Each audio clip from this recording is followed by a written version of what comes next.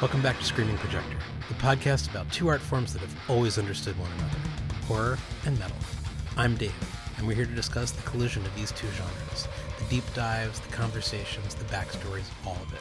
You're here, you're back. This is the podcast for everything horror and everything metal and everything in between. Last time on the show, we took a quick holiday detour. Uncle Sam and SOD, an undead flag, a murderous soldier, both asking the same question about jingoism, taken to a cartoonish extreme. A fun one, a palate cleanser. Today we're going back to the main format, and we're going somewhere heavier.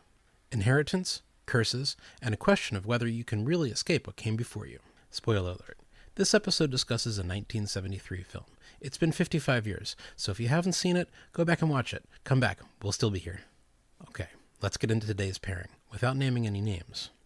It opens with a passage inspired by Gustav Holst, an orchestral suite about the planets, specifically Mars, the bringer of war. Now, if this sounds familiar, we talked about Holst and the bringer of war, Mars and the planets, 1970s in the Midlands of England, but that was the origin stories discussing Black Sabbath. This is different. This one tells the story of a man who watches his mother burn and then kills every single person responsible for her death. The singer's own mother was offended by the opening lyric. The song went on to inspire a generation of metal bands, including the biggest metal band in the world. When they heard it, they immediately knew that this is what heavy music was supposed to be. The other is a low-budget horror film shot in the 70s in Dallas, Texas, by two women who realized that nobody was making horror for women. It almost disappeared entirely. Its score was made on the Moog synthesizer, one of the earliest films to use the instrument.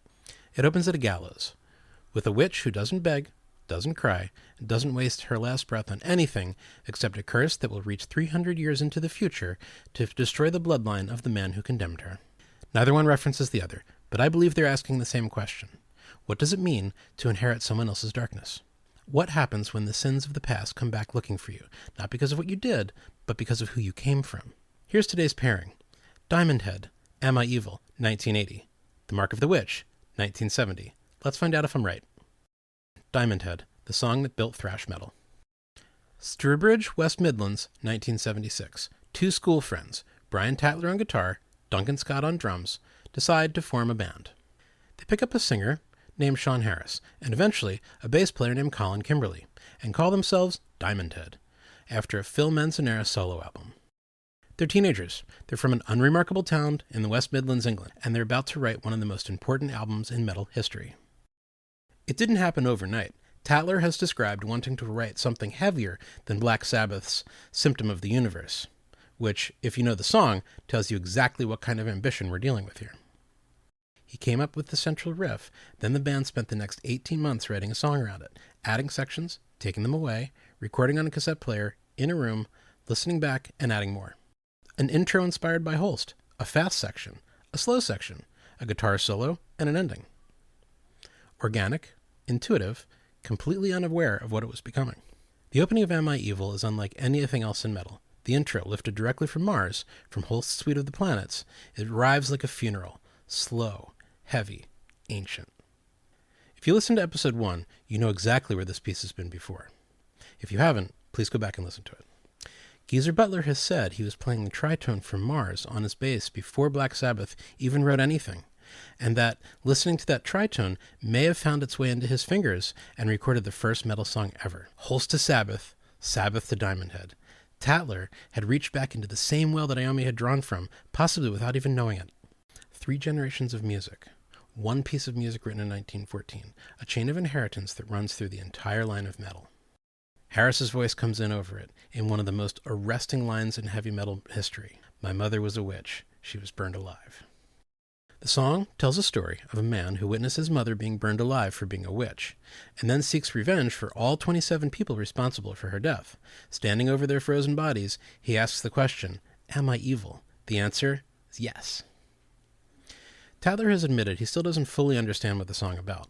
Sean Harris has said live that it may be about the music industry draining the life from bands. But the literal narrative is right there in the lyrics, and it's primal.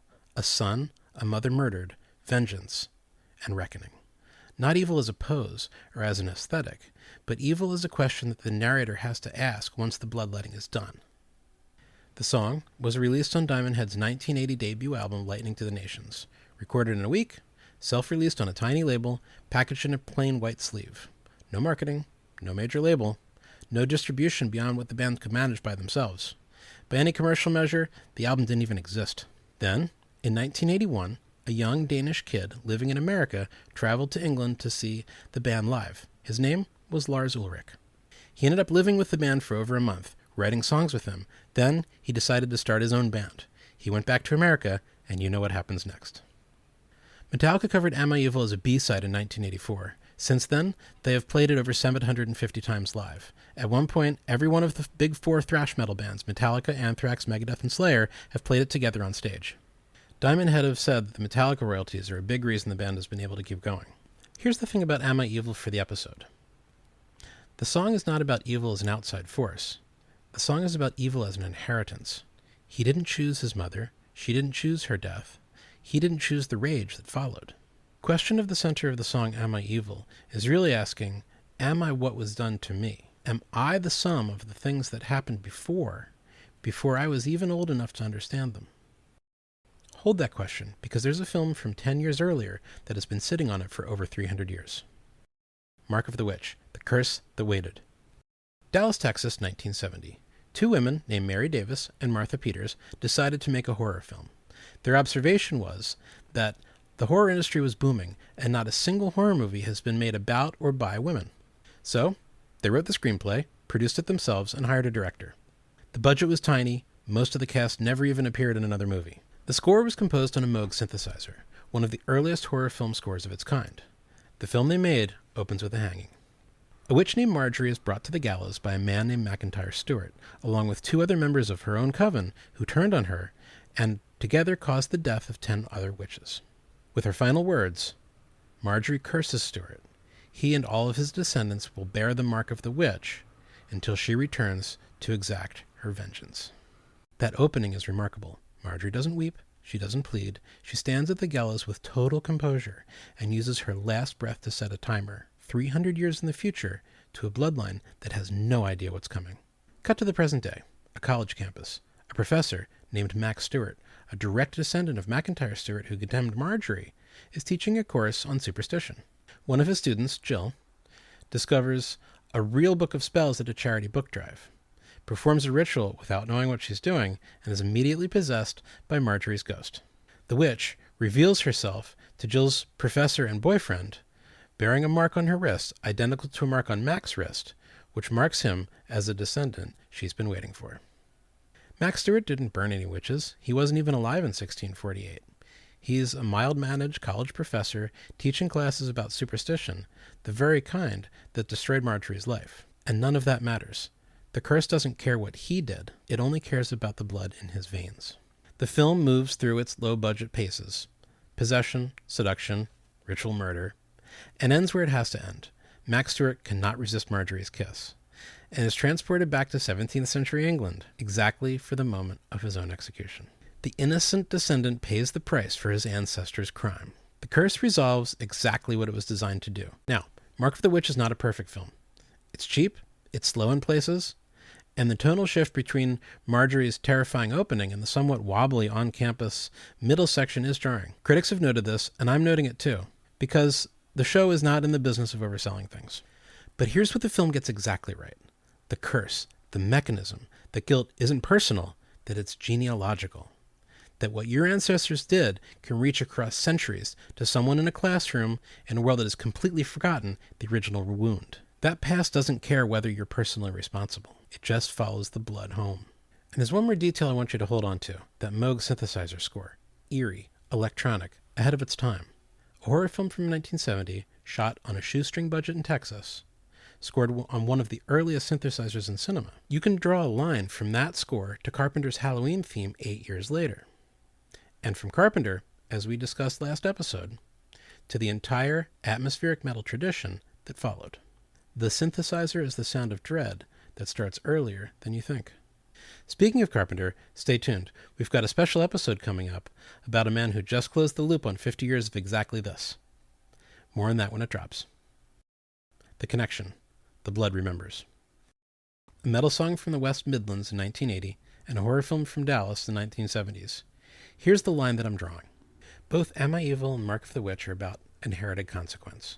about darkness that arrives not because of who you are, but because of who came before you.